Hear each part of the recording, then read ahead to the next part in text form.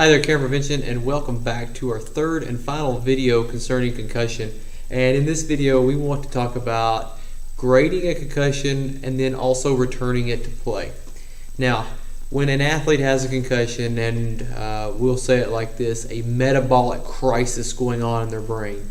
Now, I want to stop for just a second and just get you to imagine if someone told you you were having a metabolic crisis in your body. I think that we could all agree that the last place we would want that to happen is in our brain, and then probably second in our heart.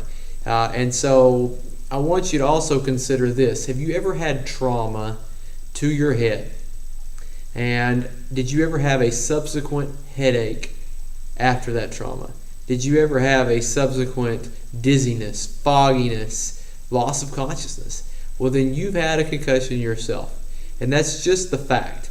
There is no way around this. If you experience even one symptom from trauma to the head, directly or indirectly, then you've experienced concussion.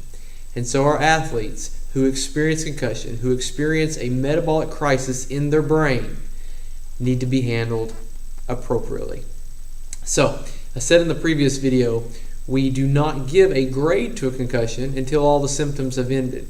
And so what we are dealing with now is we have went through the assessment of the concussion.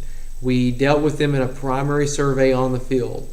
We then took them off the field and we delivered a SCAT-2 or a SCAT-3 assessment to them. Hopefully we had a baseline that we could go off of to compare that to. And now we're ready to give that athlete a grade on their concussion because their symptoms have ceased.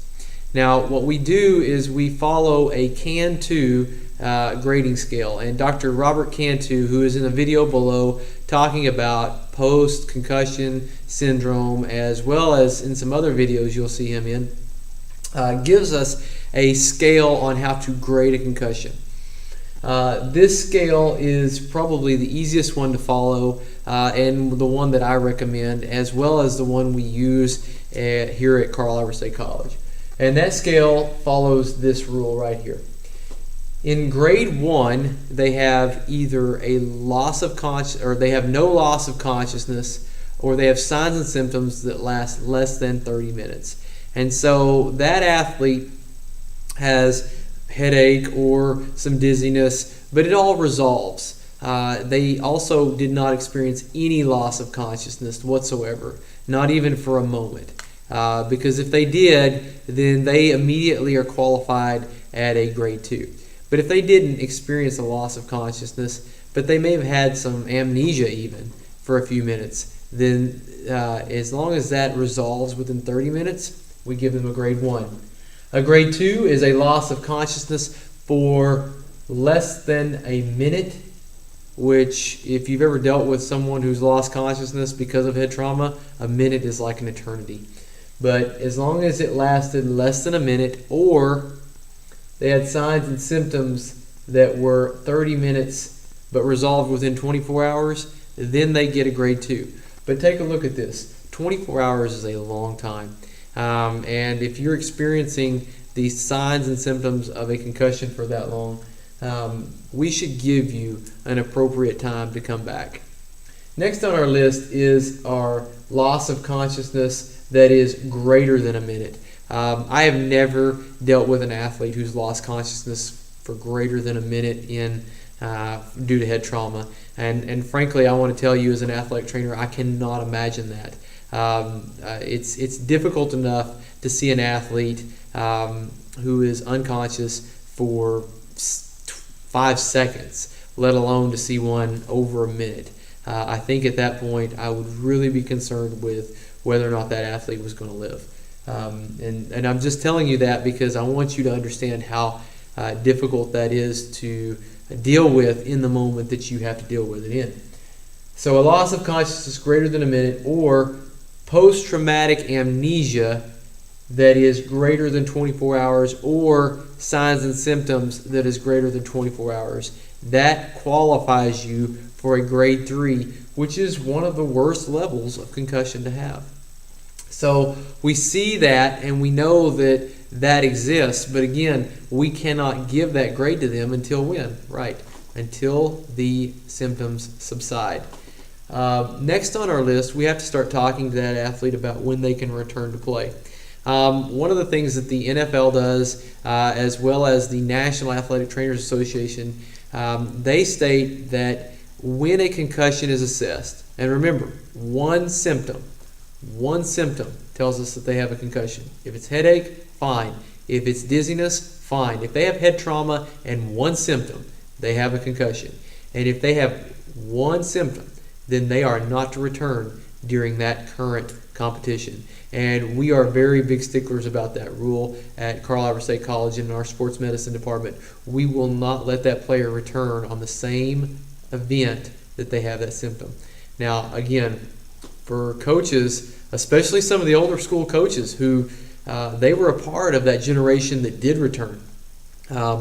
Well, my only response to you is it's a different generation now. And what we know is very different than what you grew up with or what you even participated with and what you've even coached with.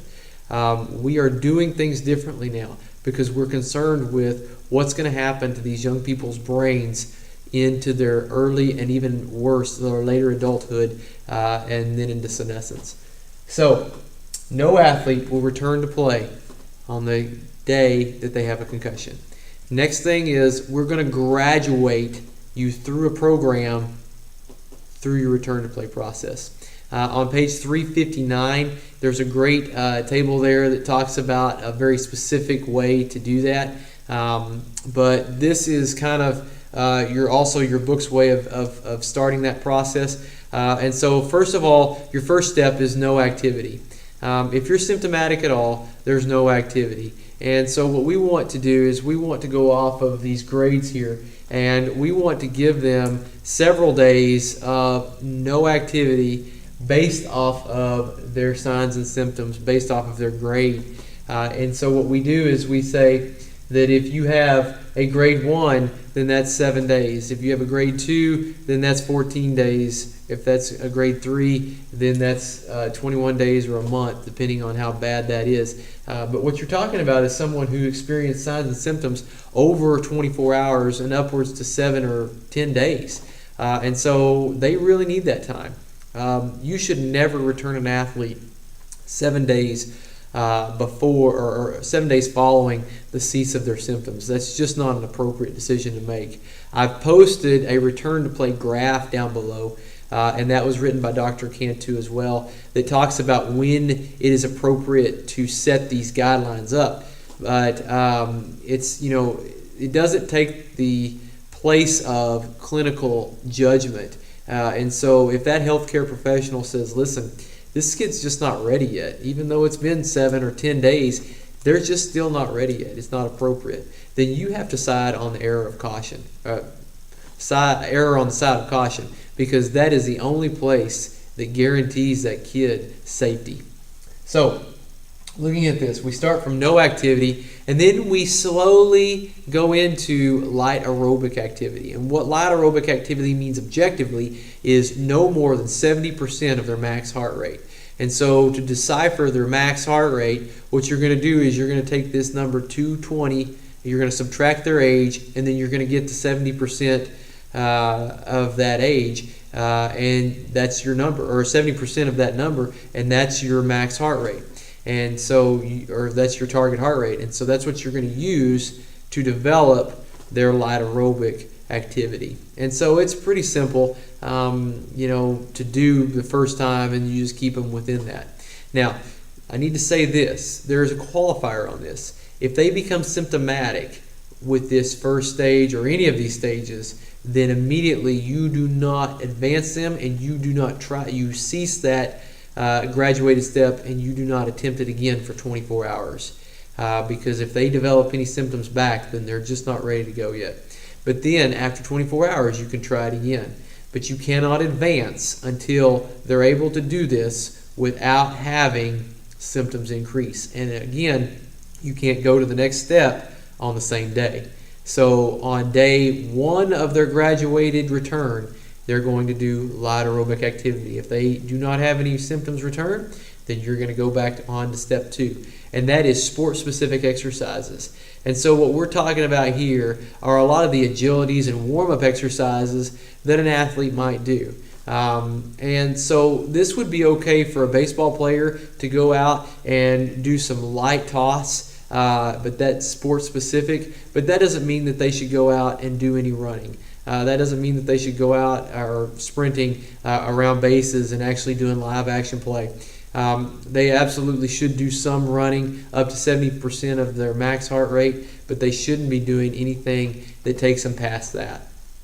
So after they do some sport-specific exercises, very similar to a warm-up for their activity, then I would take them down to step number 4, and that is a non-contact and even a resistance training type day.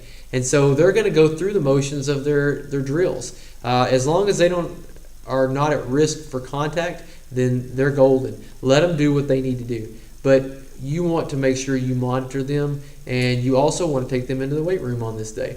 And you don't take them to the weight room until this day, because you want to get some blood flow going to that brain and check it out and just kind of test the waters.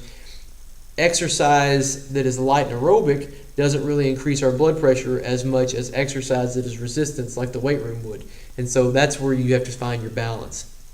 After that, we're going to go ahead and return them into full contact if they didn't have any symptoms return, and we're going to give them full contact drills. So upwards to 4 or 5 days after they start returning, they can go back into full contact. And again, if they don't have any problems, then they're ready to return to play. But if they have problems, then they need to step back. Remember, you only get one brain. We have no way of replacing it, and we have very little ways of healing it. I hope that you look at the next videos very carefully, and that you understand that I put them there not to really tug at your heartstrings, but I want you to take seriously this condition specifically. Again, I hope that you've enjoyed and learned a lot from these videos. I hope you learn a lot from the next videos that you watch, and if you have any questions, I'll see you soon.